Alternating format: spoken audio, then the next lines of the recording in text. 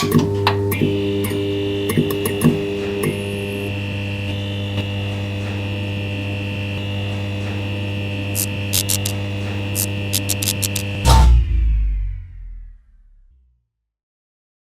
this message I got from his sister on Instagram.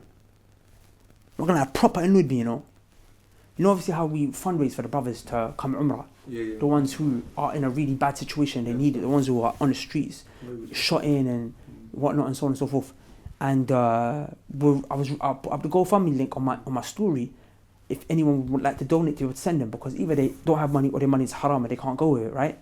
So she must have, and I realized this girl's been getting on to me. I didn't clock because I get so many DMs. I never really open them in it. I never really see. But she's been getting on to me before. So look, she goes. Firstly, she's taking shots at us. She's like, "Do you ever use your own money towards anything? Is this how you afford to go Umrah 3 times a year through other people's money?" Like, I'm not gonna, proper annoyed me. Like, firstly, it's none of no one's business how much the team puts in from their own pockets for the project. Like, the people know how many times it happens from everyone's own pockets. Forget me, I'm talking about everyone else.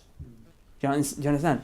And she's implying that we're using this money to go people's Umrah. But that's not the part that upset me. The part that upset me is she's basically, because you know the brothers who we sent to Egypt and we're fundraising for them, she's like, why have they gone to study if they clearly can't afford it? And why are you constantly begging for money for different things every day? Talking trash. And what I thought to myself, you know these people, because I'm not going to actually respond to her. I don't respond to this crap, innit? But this annoyed me. Because she's saying, why are you sending them, man? Why are you taking them, man, to Egypt? Why to study? Why are you taking them to Umrah if they can't afford it? And why are you begging for money? You know, these are the same people who they don't understand. These kids who we're sending, that people need to realize, some of them they might become killers. Some of them, they've got that killer mentality already. Some of them, are real drug dealers. So will you only realize when one of your kids gets killed by them? Will you only realize when your son comes home a crackhead one day because one of these kids was selling drugs to your youth? People don't realize, wallahi, yeah? They think that it's, why are you, man, asking for money to take these kids? But are you people insane? We cannot individually do this ourselves. I'm one man, you're one man. We barely make enough to be able to support our own families. But you want me to support the whole community, but you don't want to contribute towards it. And the only time you want to cry is, my son got stabbed. And when I was trying to clean up those guys and the knives and the gun crime and the drugs and all that on the streets, you were telling me, why are you always begging for money? Why are you always asking for money? Wallahi, we need to stop thinking like that, man. As a community, we all need to chip in. The Prophet sallallahu alaihi wasallam, he spoke to his companions. He asked who would fund the battle of Tabuk, and Uthman radiallahu anh stepped up. He said, I'll fund the whole battle.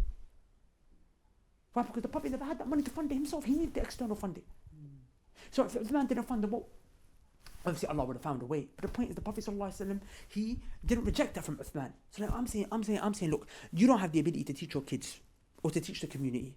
I do. You don't have the ability to cultivate them. I do. You do. You put the time out. You take these kids. I see you running around with them. He takes it. I see him running around with them. I say, you don't have the time to raise your own daughters and sons. I have the time to raise your daughters and sons. Like for me, I would love that you raise your own kids. But you chose to not raise them. You chose to turn a blind eye to them. You as a brother didn't give time to your younger brother. Now he's crackhead, or he's shot in crack, or he's, carrying knives and he might end up stabbing someone. You don't have the time to be his older brother. I have the time to be his older brother. I'll do it. The least I'm saying is this, but give some money, man, to help. This Umrah trip, it seriously changes people's lives. It seriously changes people. We're not like other Umrah services where we come and just give you a holiday and then we flip. Bruv, this is like, now, I met Sheikh Jamal yesterday. And look, Sheikh Jamal is not a person who, he's that we're with every day. He's not like Ustad Yassin Abu Taymi, who we see every day, who are part of our projects. And he's got his own projects, Allah barik. And he told me he did a Quran Dawrah in December, last month. He said, the youngers were coming up to me saying, I'm from Umrah with the man in part 1. Others were saying, I'm from Umrah with the man in part 2. He goes, different kids were coming up to me, I'm from... to show you that these kids, they don't leave. We show them support. We provide an environment for them to carry on seeking knowledge after. That's why the guys that we got in Egypt, studying the deen, some of them were doing madness. Some of them were shot as big that they were doing madness. And now they're doing what? Learning Quran and learning what? Learning Hadith and Arabic and so on and so forth. So I'm saying now, if you want me to, you don't want to be able to give what, little £200 a month to fund them or £500 a month to fund them. You don't want to do that. He's gonna come back. You tell him, okay, get a job, work and earn.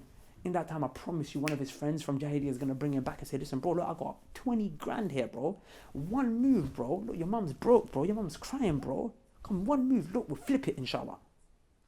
And even say inshallah on the streets, huh?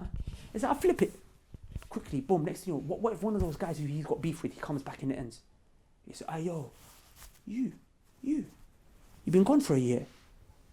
Heard you were in Egypt. Don't try out to hire him. He's gonna kill him. He says, no, I have to pick up a knife. If he's gonna kill me, I'm gonna kill him. Strike first or strike last. You understand? The point is that it doesn't work like that. Do you understand?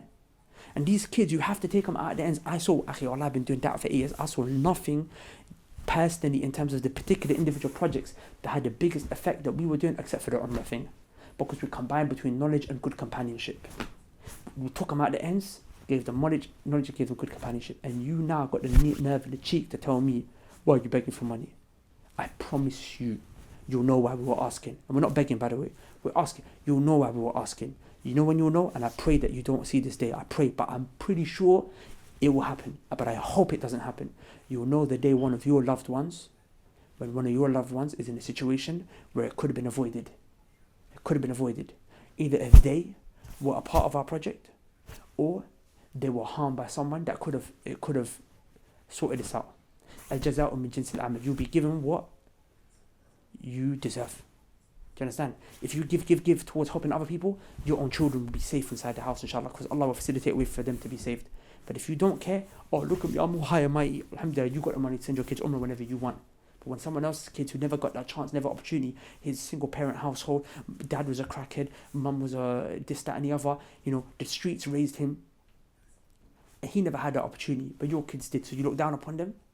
Wallahi, I pray that you don't see that day. But al-jaza'u min jinsil amal. You'll be given the way you deserve. You'll be rewarded that which you deserve. You'll be given your just desserts. Wallahi, man, it's a big problem. Brothers and sisters, I need your attention for just 1 minute. Our brothers around the world, they need help. Some of them, if they don't get food and water to drink, they are going to die. And then there's others, like those who are back home, who live on the same streets as us. And if they don't get help in terms of spiritual help, they might lose their faith. Now, both those whose lives are in danger and whose faith are in danger, they both need to be helped. But I want to explain to you the repercussions of not helping both of them. You see, if you don't help those who are suffering when it comes to starvation, at least when they die, they will die Muslims. And all that they will leave, or all that they will lose at the end, is their life of this world. But if you don't help those brothers and sisters who are struggling in terms of their faith, if they die, then they might actually lose their afterlife and potentially be entered into the hellfire for a period of time, if not eternity. For that reason, it's important that we don't neglect these brothers. For that reason, we started up a project called Umrah with the Mandem, where we take brothers and sisters from around the world, specifically the UK, specifically London, and we take them with us. And we set up a program that facilitates for them to change. We also provide them support for when they return. And we always select a handful of brothers who can't afford it themselves. And this time, we have taken on board more people without paying anything than we ever have before. And we are in urgent need of their costs being covered. So if you would like to help facilitate towards someone's life changing, then please go to the link below, inshallah ta'ala, and donate generously. Remember, if they change their life, then you're actually helping them, inshallah ta'ala, be a part of saving their afterlife. And in terms of reward, then any good that they do from this point onwards, if they change because of your donation and you're sincere, then you're going to get all that reward as well. So on the day of judgment, you get this mountain of good deeds, prayers, charity, fasts, all this stuff that you've never done. But why did it come your way? Because you facilitated with Allah's permission for someone to make change. And then when he changed, he or she did all of these things. And now that reward is all on your scales on a day of judgment. So please, brothers and sisters, be as generous as you can. Go to the link below, donate like crazy. Barakallahu feek. Assalamu alaikum wa rahmatullahi wa barakatuhu.